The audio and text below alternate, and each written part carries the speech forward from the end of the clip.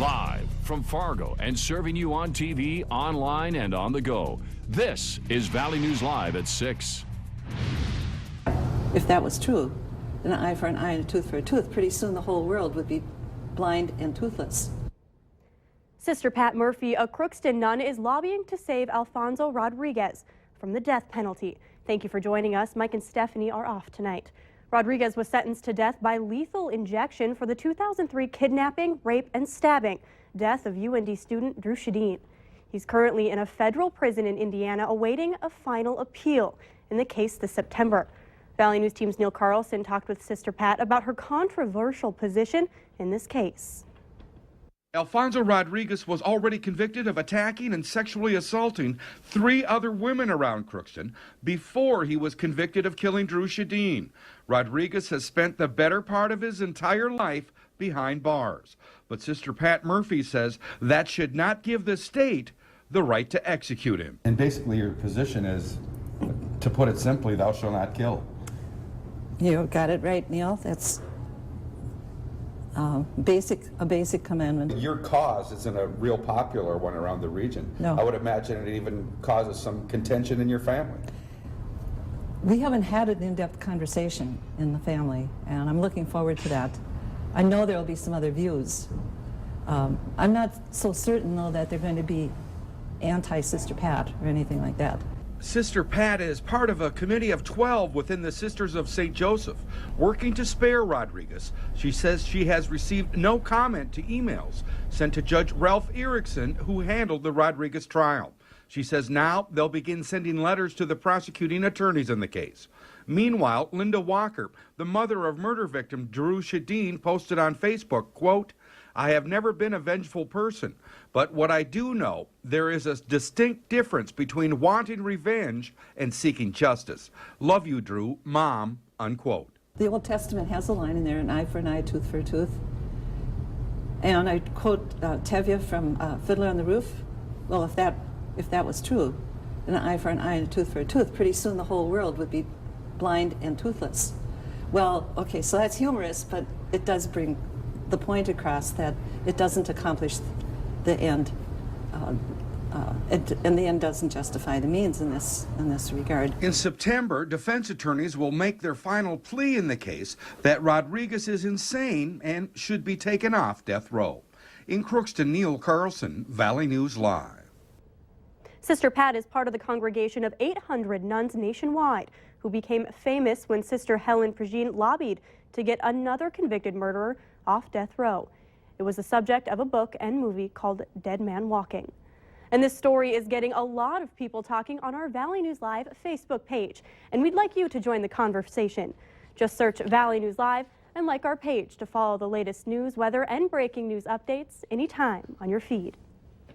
Well, another sunny day in the Valley, and is it just me, or does it feel a bit warmer out there? Hutch Johnson is here with an early look at your forecast. Hutch? Yeah, we're struggling if we call our 14 current degrees warm, but it is a warm up over what we had this morning. 12 below is what we started our day. And you say you want to go south to warm up? Well, it's as warm right now in Fargo-Moorhead as it is in Amarillo, Texas. Fargo's planner this evening shows with the dry air and the calmer winds, temperatures will fall into the single digits, so it'll be a cool evening. This weekend brings milder air still and a chance of some light snow. I'll have hour by hour details on all of that coming up, Krista, here in just a few moments. All right, thank you so much, Hutch. Stolen cars, robberies, and shoplifting, a few of the crimes getting more common in the Valley. Back in December, police said crime was down 14%, but now say they weren't looking at crime as a whole when reporting that number. Crimes thought of the more serious type, like burglary, arson, or assault, are down in Fargo. But ones like shoplifting, drugs, or criminal mischief are up. Some of the major concerns are cars being stolen and robberies are on the rise. Police say the crimes aren't targeted at a specific location, but rather spread across the city.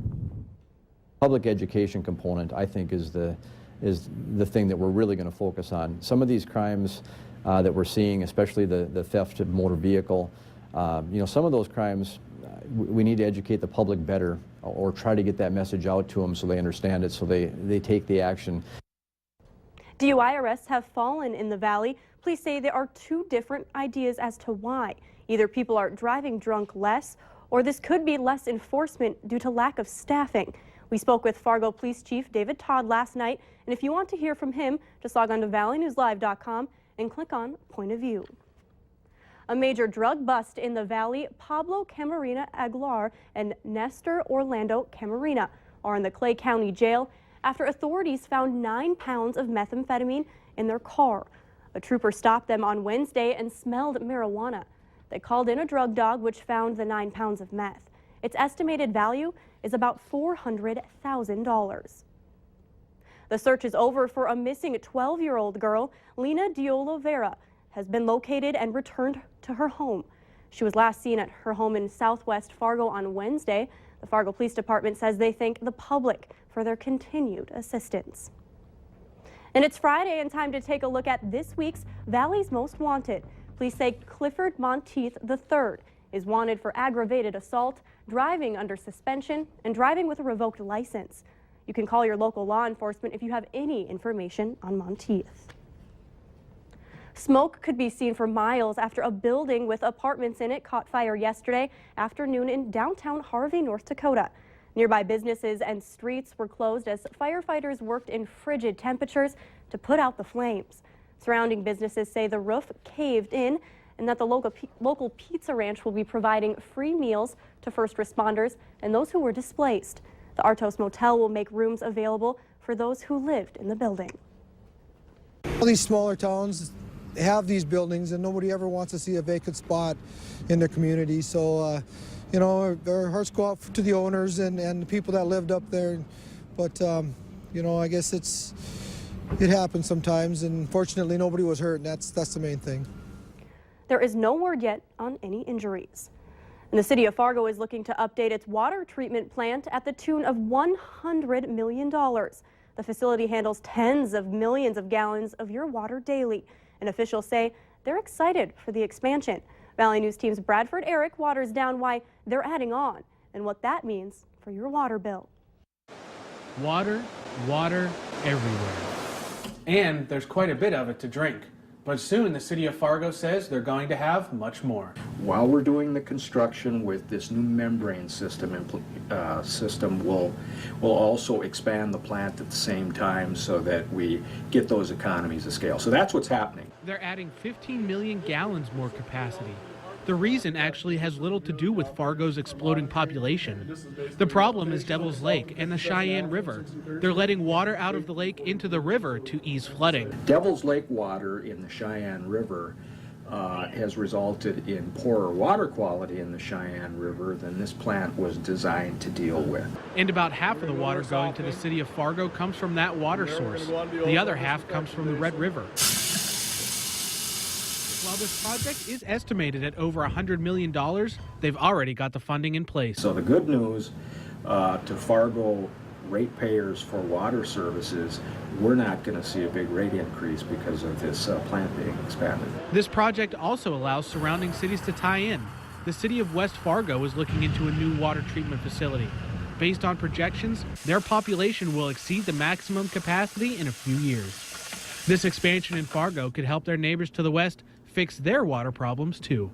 Bradford Eric, Valley News Live. Bids are expected to be voted on by the Fargo City Commission at Monday's upcoming meeting. The project could be finished in about 3 years. Well, we first told you last week that 18-year-old Mackenzie Jackson won guardianship of her 2 younger siblings after losing both their parents. Well, today they are all reunited as they move in together under one roof. Reporter Macy Anger will have much more coming up tonight on Valley News Live, 10 at 10. The Minnesota Department of Management and Budget says the state is projected to run up a $1.87 billion surplus over the next 2 years. Now, as we've already mentioned, the forecast is largely made up of future revenue projections and spending estimates. Now, we must remember as we look forward into the future that we do not have an enacted budget for the current biennium or for the 2018-2019 biennium.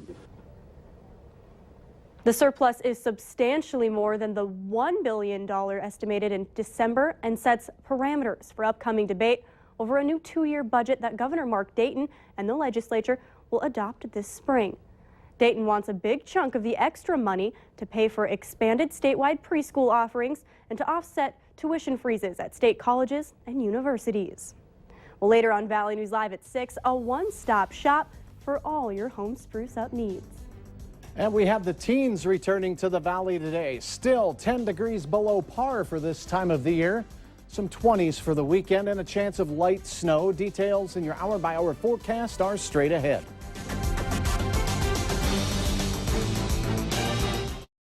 You're watching Valley News Live on TV, online, and on the go. Always on, wherever you are, whenever you need to know. Valley News Live.